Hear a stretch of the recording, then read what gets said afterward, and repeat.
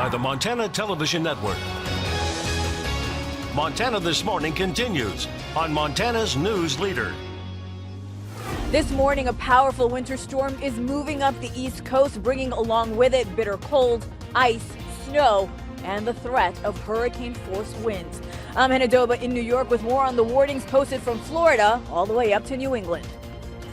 And there is new information about an avalanche that killed a snowmobiler north of West Yellowstone earlier this week. Coming up, the Avalanche Center experts explain how the man was caught in the slide, even though his group tried to avoid that trouble. Happy Thursday, Southwest Montana. Our top story this morning, a powerful storm making its way up the East Coast. It's already dropped snow on the deep south on its way towards New England. More than 2,000 flights have been canceled for today alone. Nearly 35,000 people in the south are without power. Hannah Doba is in New York City, where the snow is starting to fall in some neighborhoods, and public schools are already closed for the day. Snow on palm trees. A rare winter storm hitting the East Coast right now started as far south as Florida, bringing with it rain, sleet, and yes, even snow. Never seen snow. This is the first time. In Orlando, schools are handing out donated winter clothes to students, many of whom don't have any because they never needed any. We are getting requests from the school's guidance counselors and principals, child's name, size, gender. South Carolina is known for its lush and plentiful golf courses. In snow, though, a golf cart can be repurposed to tow snowboarders. On the highways there, driving is treacherous. Cars litter the sides of the roads. This is a whiteout in Savannah, Georgia. I got to chip ice off my car. I don't really even know how to drive on the road like this in this type of weather. Here in New York City, we're expecting about half a foot of snow. Big Apple officials are among those all along the eastern seaboard warning residents of the extreme cold temperatures expected behind the storm. The most dangerous conditions may actually come after the snow falls. New England states could see up to a foot. Cities there, like Worcester, Massachusetts, are urging locals to stay off the icy roads most of today and tomorrow. It's going to require probably, after plowing, sanding the entire city. All 500 miles of streets. Heavy wind gusts also means the potential for widespread power outages. Hannah Doba, CBS News, New York. At least 17 deaths are being blamed on the dangerously cold temperatures that have been gripping most of the U.S. for the past several days. Yeah, that's a mess back there. Yeah. That's not going to be fun. I'm glad I'm out here. Certainly. What are we going to deal with here, Matt, other than that fog this morning? We do have some fog. Here's a look at the bomb cyclone right now. A very impressive storm that we continue to watch move through. You know, we do have bomb cyclones about once a year, sometimes twice.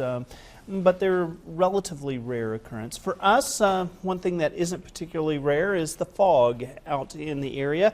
We have quarter-mile visibility at Burt Mooney Airport, 6-mile visibility at Belgrade, but you get much more than about 10 feet above the ground. You see that fog is pretty thick. Temperature-wise, we're single digits for most of the areas, some areas into the teens and 20s. I do expect our temperatures to warm up a little bit. There's that fog has already moved in. Just kind of watching that light go across there. Roll through there, yeah. It's a little eerie. So while we do have visibility at 6 miles in Bozeman, it's above ground that we're seeing most of that fog or cloud layer. Temperature-wise, we should be into the 30s today. Your complete forecast, of course, coming up in just a few minutes. Thank you, Matt. 6:36 on this Thursday. We have an updated information on the ice jam near Logan, according to the Director of Emergency Management for Gallatin County, Patrick Lonergan. Ice jam receded by 2 to 3 feet just below flood stage. That's down significantly from where it was on Tuesday. National Weather Service has removed the flood warning in effect for Logan along the Gallatin River for now, but we'll continue to watch the river water levels for the potential for flooding until, of course, that condition improves. Also, experts from the Gallatin National Forest Avalanche Center say they have new information about an avalanche that killed a snowmobiler north of West Yellowstone on Tuesday. Those researchers say the man was killed even though his group tried to avoid a suspected avalanche area. MTN's Kenneth Webb has more. The snowmobiler, identified as 40-year-old Waylon Weideman of Pine City, Minnesota, died tragically after he was caught in an avalanche Tuesday afternoon. The avalanche ran anywhere from 2 to 4 feet deep. It was a hard slab, a lot of wind loading. It went 600 feet down slope and broke 300 feet wide. What it broke on was a layer of facets near the ground that was sitting on some really old snow, might have even been from earlier in the fall. But this is the layer where it broke and fractured. The slope angle is anywhere from 36 to 40 degrees, and the snowmobiler triggered it somewhere down low on the slope, but he was actually stopped on his machine about 25 feet away from the toe of the debris when it hit him. He got tumbled, got rolled underneath his sled, and people dug him out within 12 to 14 minutes. Weideman was not alone on this trip when this tragedy happened. Group of 6 riders right around the corner triggered a very tiny avalanche, about 10 feet wide. And that was a sign of instability. That was bullseye information that slopes were unstable. They knew that the slopes were unstable. They decided to not high mark, not play on steep terrain. The rider came up this hill and turned around and stopped right where he's standing. He was not moving. He was stopped when the avalanche came down from above. So somewhere along the way it got triggered, came down, hit him, tumbled him down.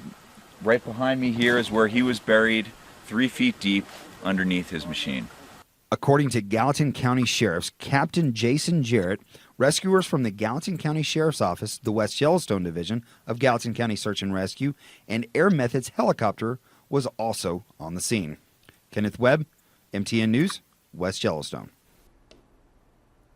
Now we're told Waylon Weideman left behind his wife Ashley and their 3 children from Minnesota.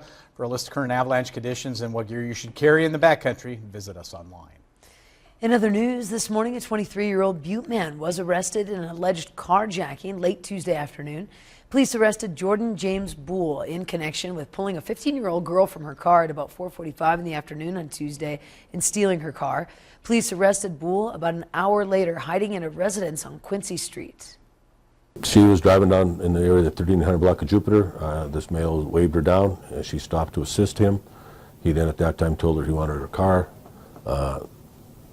He then grabbed the door, opened her up, and threw her to the ground and took off in the car.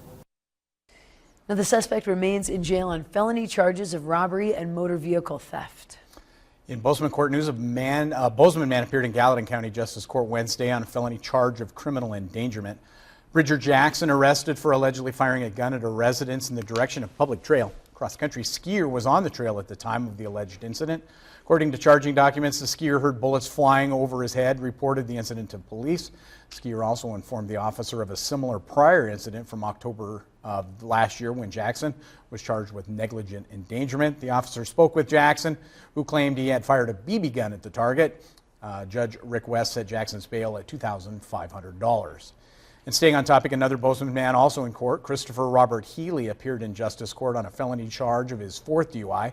Officers arrested Healy, 49 years old, on Sunday after responding to a call that he was allegedly in a parking lot of the Hideaway Lounge in Bozeman, passed out in a van.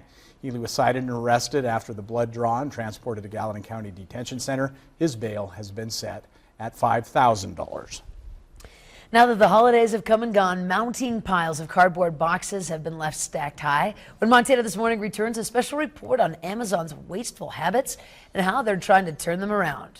But first, here's Nora O'Donnell with a look at what's coming up at 7 on CBS This Morning. Good morning. Ahead here on CBS This Morning, our correspondents are spread out from Georgia to Massachusetts as the massive snowstorm hits millions. And more revelations from the bombshell book on the inner workings of the White House. We'll talk with John Dickerson and Mike Allen about the fight between President Trump and Steve Bannon. We'll see you right at 7.